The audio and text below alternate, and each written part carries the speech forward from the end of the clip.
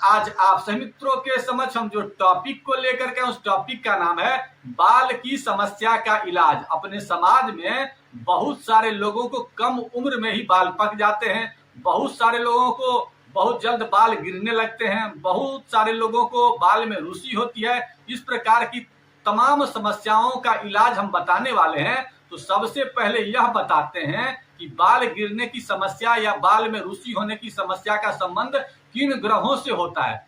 जब भी आपके शरीर में पित्त असंतुलित हो जाता है तो बाल गिरने की समस्या हो जाती है। इसके अलावा बाल में जब भी रूसी ज्यादा होती है तो ऐसे में क्या होता है कि आपके गुरु ग्रह कमजोर हो जाते हैं। तो उन ग्रहों के क्या इलाज हैं उसका भी हम उपचार बताएंगे और कुछ भोजन में भी आपको चीजों को बढ़ाना है। बाल अगर कम उम्र में पक जाते हैं, सफेद हो जाते हैं, तो उसमें विशेषतः शुक्र ग्रह का और चंद्रमा ग्रह का विशेष प्रभाव होता है। तो तमाम बातों की जानकारी देते हैं। सबसे पहले आपको यह बताते हैं कि बाल अगर कम उम्र में पक जाए, उजला हो जाए, सफेद हो जाए तो क्या करना चाहिए।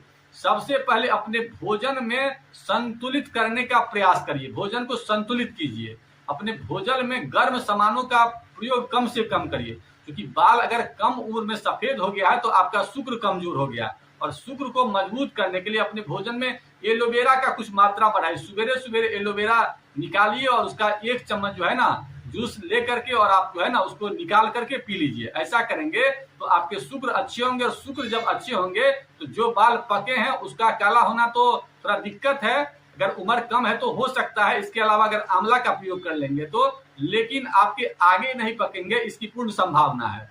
तो एक तो उपाय ये हो गया। दूसरा उपाय आपको क्या करना है कि अपने भोजन में आंवला का प्रयोग ज्यादा मात्रा में कीजिए। आंवला आपके शरीर के अंदर के जितने भी कैल्शियम वगैरह है सबको आपूर्ति करेगा। शरीर में जब मिनरल्स अच्छे हो जाएंगे तो बाल आपके पकेंगे नहीं। इसके अलावा वैसे लोग जिनके बाल ज्यादा गिरते हैं या बाल में ज्यादा मात्रा में रूसी होती है, उन लोगों के लिए कि उनको क्या करना है, तांबे के बर्तन का इंतजाम करना है और तांबे के बर्तन में दही रखना है। दही को 3 से 4 दिन तक उसमें रहने देना है। उसके बाद उसको माथा में लगा लेना है और माथा में लगा करके आधा 1 घंटा उसको रखना है।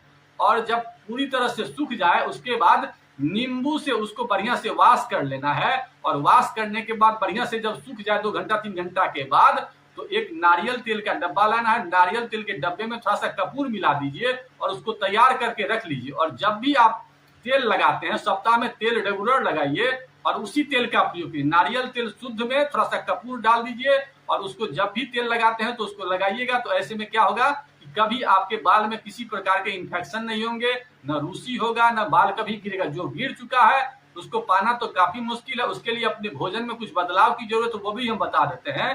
तो सबसे पहले अपने भोजन में मैदा युक्त सामानों का परहेज करिए।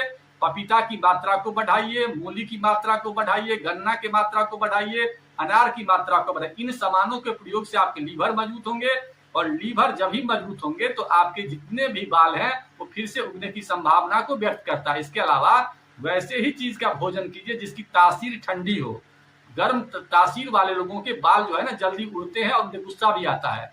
तो जल युक्त जो भी सामान है उसका प्रयोग ज्यादा मात्रा में कीजिए। ये सब चीज जब ही करेंगे तो आपके जितने भी कॉम्प्लिकेशन है बाल से संबंधित वो सब ठीक हो जाएंगे। इन्हीं बातों के साथ आज के एपिसोड को यहीं समाप्त करते हैं। पोस्ट अच्छा लगा तो लाइक करिए, किसी प्रकार की शिकायत है तो उसे कमेंट बॉक्स में लिखिए, उसका आंसर देने की कोशिश करूंगा। ओम नमः शिवाय।